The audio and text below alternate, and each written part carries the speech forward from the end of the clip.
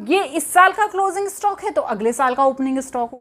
कोई भी लैंड हुई, मशीनरी हुई, फर्नीचर हुआ, ये सब क्या होती हैं? अरे मैडम ड्राइंग तो है ही नहीं परचेज में include.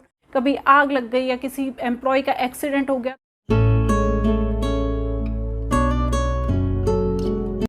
Hello everyone, welcome to Studynetic. मैं हूं पूजा मेहता और यहाँ पर हम क्लास 11th की अकाउंट्स पढ़ रहे हैं, जिसमें मैं आज आपको सोल प्रोप्राइटरशिप का फाइनेंशियल स्टेटमेंट किस तरह से तैयार किया जाता है वो बताने वाली हूँ। इसका इंट्रोडक्शन पार्ट मैं पहले बता चुकी हूँ। आज जो मैं बताऊँगी उसमें ये समझाऊंगी कि trading account, PNL account and balance sheet, इन तीनों का फॉर्मेट क्या है और किस तरह से इन तीनों को प्रिपेयर किया जाता है। तो हम हमारे वीडियो को आगे बढ़ाते हैं, लेकिन उससे पहले आप सभी स्टूडेंट से रिक्वेस्ट है कि मेरे चैनल को ज़रूर सब्सक्राइब कर देना, लाइक कर देना, कमेंट कर देना। कोई भी डाउट है तो बिल्कुल टेंशन फ्री होके कमेंट बॉक्स में पूछ लेना। तो हम स्टार्ट करते हैं। जैसा कि हमने इसके इंट्रोडक्शन पार्ट में पढ़ा कि फाइनेंशियल स्टेटमेंट जो होता है वो कब तैयार किया जाता है? ईयर एंड में।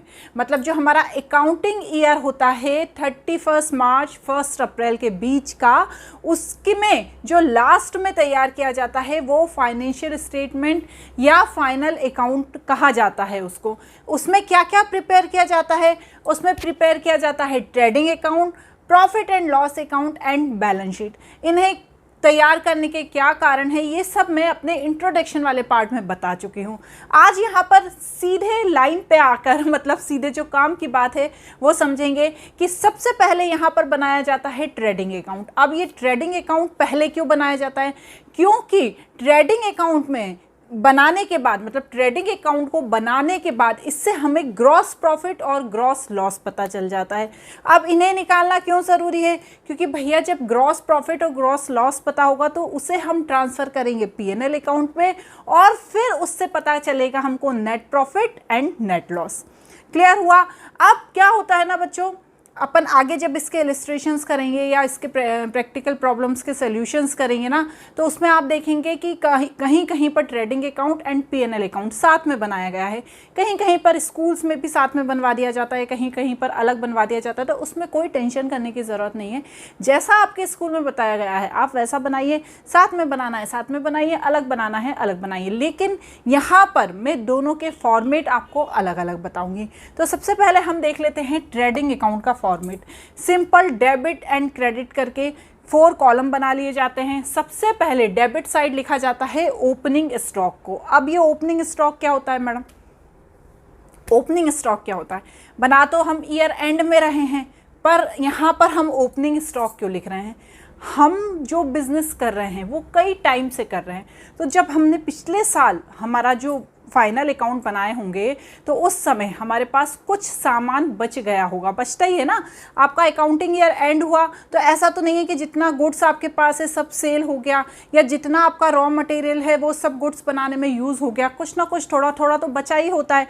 तो उन सबको हम क्या करते हैं? नेक्स्ट ईयर ले जाते हैं। जब हम उसे नेक्स्ट ईयर ले जाते हैं तो उसे किस नाम से एंट्री करते हैं? ओपनिंग स्टॉक के नाम से एंट्री करते हैं। ये कुछ भी हो सकता है, ये इन्वेंट्री भी हो सकती है, ये स्टॉक भी हो सकता है, ये रॉ मटेरियल भी हो सकता है, ये वर्क इन प्रोग्रेस भी हो सकता है। जैसे हम कोई सामान बना रहे हैं, वो अधूरा बना है और अगला साल आ गया, हमारा नेक्स्ट अकाउंटिंग ईयर आ गया, तो उसको हम यहाँ पर ओपनिंग स्टॉक में शो करेंगे। तो बस सिंपल सा ओपनिंग स्टॉक का यदि आपको बैलेंस या दिया हुआ रहता ही है ट्रेडिंग अकाउंट के लिए, तो यहाँ पर आपको ओपनिंग स्टॉक को डेबिट में लिखना है।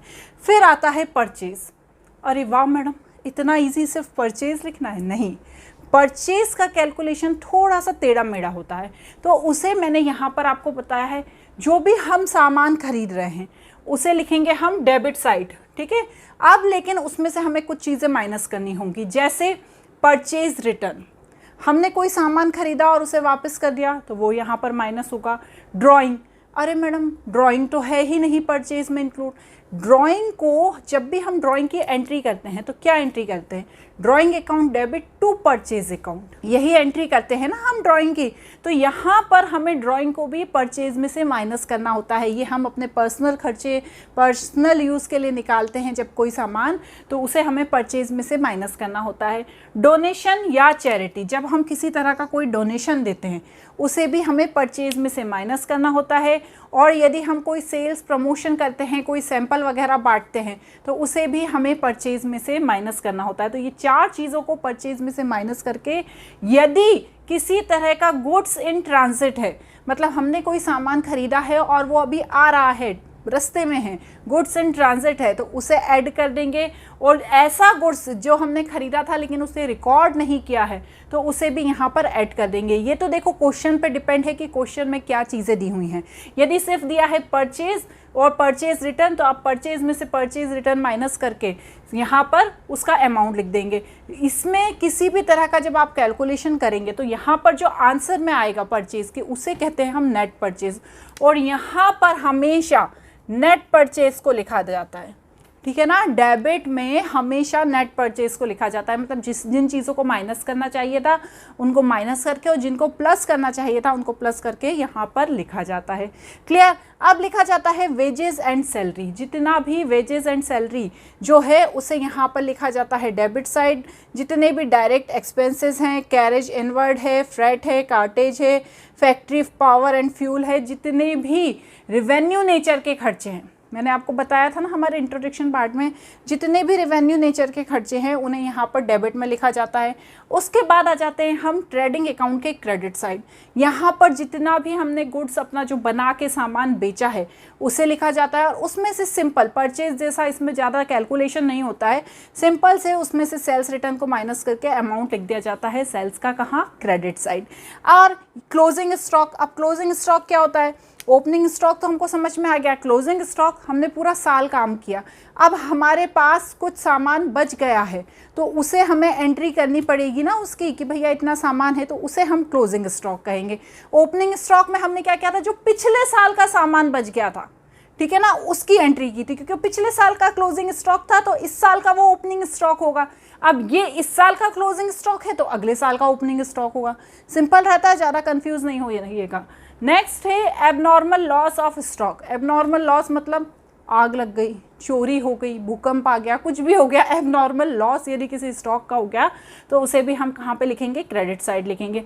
अब इतना सब लिखने के बाद यहाँ पर यदि यहाँ का टोटल ज़्यादा आता है और यहाँ का कम आता है तो उसे हम ग्रॉस प्रॉफिट लिखेंगे, और जिसे हम कहाँ ट्रांसफ़र कर देंगे, P&L अकाउंट में क्रेडिट साइड, ठीक है ना। याद रखिएगा जब हम P&L अकाउंट बनाएंगे तब हमें और अच्छे से आ जाएगा। और इसी तरह से यदि इधर का टोटल ज़्यादा है इधर का कम है तो ग्रॉस लॉस आ जाएगा, जिसे हम ट्रांसफ़र करेंगे P&L अकाउंट के डेबिट साइड।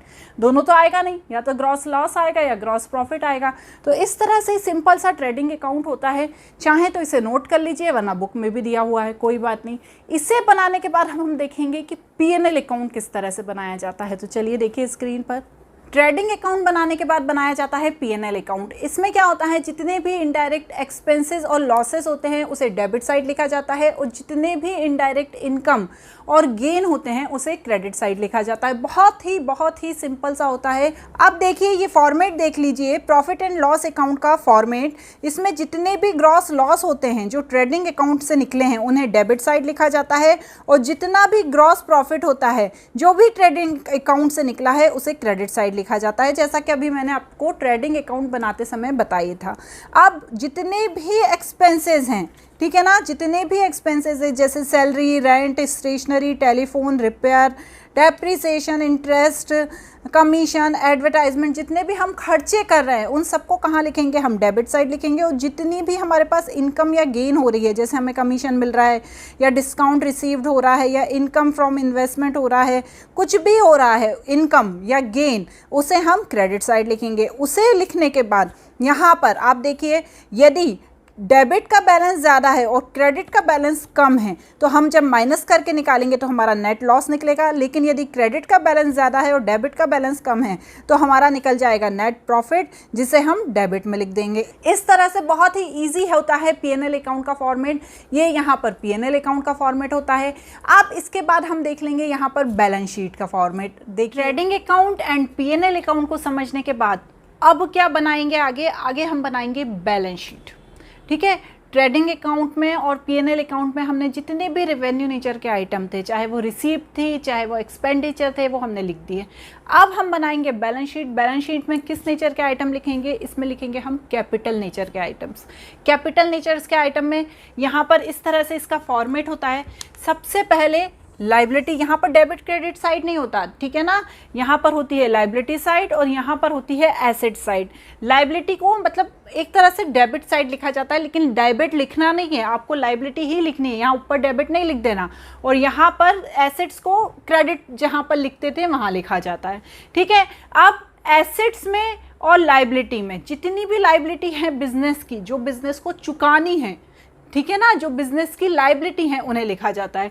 जैसे कैपिटल, कैपिटल बिजनेस की लाइबिलिटी है ना, ओनर्स ने बिजनेस में कैपिटल लगाई है, लेकिन वो लाइबिलिटी है बिजनेस की, उन्हें ओनर्स को प्रॉफिट के साथ वापस देनी है, तो उसे यहाँ पर हम लाइबिलिटी साइड लिखते हैं।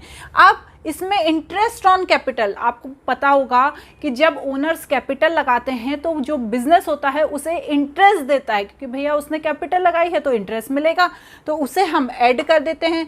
और जो नेट प्रॉफिट होता है, जो कहाँ से निकला होता है हमारा P&L अकाउंट से, उसे यहाँ पर ऐड कर देते हैं। और इन दोनों को ऐड करने के बाद यदि कोई ड्राइंग है, कोई इनकम टैक्स है, कोई इंटरेस्ट ऑन ड्राइंग है, या नेट लॉस है जो कहाँ पे निकला है अभी हमारे P&L अकाउंट में, यदि या तो नेट प्रॉफिट निकलेगा या नेट लॉस निकलेगा, दोनों नहीं निकलेगा, एक चीज़ निकलेगी। यदि नेट प्रॉफिट निकला है तो उसे प्लस कर देंगे और नेट लॉस निकला है तो उसे माइनस कर देंगे। तो ये ऐड और ये लेस करने के बाद जो भी अमाउंट होगा कैपिटल का, उसे यहाँ पर लाइबिलिटी साइड लिखेंगे। क्लियर। नेक्स्ट है रिजर्व। रिजर्व बनाता है, हर ऑर्गेनाइजेशन रिजर्व बनाता है ताकि कभी परेशानी में पैसों की ज़रूरत हो तो उस रिजर्व से पैसा निकाल के रख ले, क्योंकि भैया वो यदि सारा ही पैसा गुड्स बनाने में और लोन चुकाने में या दूसरी चीज़ों में लगा देगा तो कभी इन केस इमरजेंसी, जैसे कभी आग लग गई या किसी एम्प्लॉय का एक्सीडेंट हो गया तो बिजनेस को चुकाना पड़ेगा ना, उसे पे करना पड़ेगा, तो वो इस रिजर्व में से निकाल लेता है।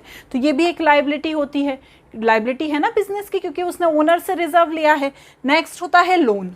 लोन भी भैया बैंक से लिया जाता है तो लोन भी वापस चुकाना पड़ता है, उसे तो लाइबिलिटी समझा ही जाता है। Bills payable. बिल्स पेबल कब मिलता है? जब हम किसी को पेमेंट नहीं करते हैं, बाद में पेमेंट करने की बात करते हैं, तो उसे बिल्स पेबल कहा जाता है, तो उसे भी लाइबिलिटी के तौर पे लिखा जाता है। Bank overdraft. जब हम बैंक से ओडी ले लेते हैं, मतलब जितना हमारे अकाउंट में पैसा है उससे ज़्यादा हम बैंक से ले लेते हैं, तो उसे भी लाइबिलिटी माना जाता है।